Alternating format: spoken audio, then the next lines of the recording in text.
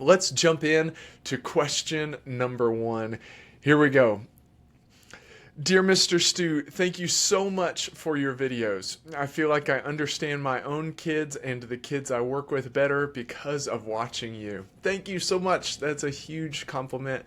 I love making this content. I love putting it all out there. And again, you can find it on Facebook, Instagram, and YouTube, all at Mr. Stu TV. That's MisterStu TV.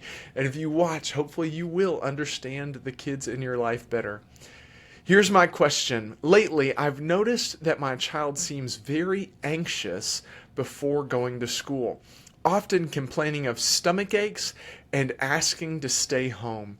It breaks my heart to see them struggling like this. What steps can I take to help alleviate their anxiety and make school a more comfortable place for them? This is a great question, especially right now at the start of the school year. There are so many kids who are anxious about going to school, maybe for the first time, or going back to school. It is so common that kids go through this where it's just difficult for them to feel comfortable in that school environment, especially as the school year gets going. One thing, before I jump into some tips on how to help your child tolerate their anxieties, is just to understand that anxiety is a totally normal thing and a very helpful thing at times. I'm not sure if you have gone to see Inside Out 2. If you haven't, that movie is great. There are so many excellent things in the movie. It helps kids understand emotions in other people. Great movie. If you haven't seen Inside Out 2, go see Inside Out 2 and take the little ones in your life. Or if it's not in theaters anymore, then get it however you can and watch it. It's a great movie. In that movie, anxiety shows up. And anxiety talks about how their job is to help you plan for these things that you don't quite see. Anxiety is there to help your brain get ready in case there might be danger. The problem that comes up with anxiety is when that happens too often or at too extreme of a level.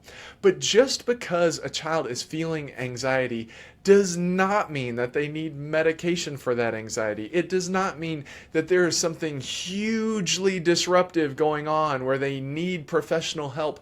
Sometimes anxiety is just that. It's just an emotion that is experienced. So all that to say this, just because your child is experiencing anxiety about school, it doesn't mean that there's anything huge going on that needs to be controlled and needs to be fixed right now. It's okay for kids to experience some discomfort, especially as they're trying new things or different things, or if it's been a while since they've done something. Anxiety can help them in those situations to be successful. Is a way to tell if that anxiety is too much. If the anxiety gets to a point where the child cannot do something because of the anxiety that's going on, or you mentioned some stomach aches. If those stomach aches are happening often and it's all related to school, or if there's anxiety that is just too large to tolerate, if it's what we would say in the industry as developmentally inappropriate levels of anxiety, where it's a lot of anxiety placed on this child where they can't function, then it's time to seek out some professional help for that anxiety. But if it's just the start of the school year, and it's just that your child is feeling nervous about going to school, and yes, it's causing some disruption, but they're eventually able to get on that bus or get in the car and go to school and make it into school, then at that point, it's about supporting the child so that they can tolerate that anxiety. And once they're able to tolerate that anxiety for a period of time, that anxiety will start to go away, because the child will see, oh, what I thought was going to be really scary or what I thought was going to be dangerous isn't. So I don't need to have that same level of worry about it now. I see that I was wrong. My first impression was wrong. I don't have to be as nervous about that thing. And there are some ways that you can help support a child as they are dealing with their anxiety. Again, it doesn't mean that you have to go seek professional help just because your child is nervous about something.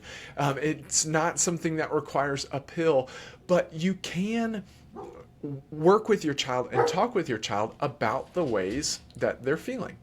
If they are saying, "Oh, my stomach is really upset. I don't know if I can make it to school today," you can ask them questions and talk with them about that specific feeling. You can make sure that they are able to share with you their thoughts that are related to this emotion that are causing these difficulties.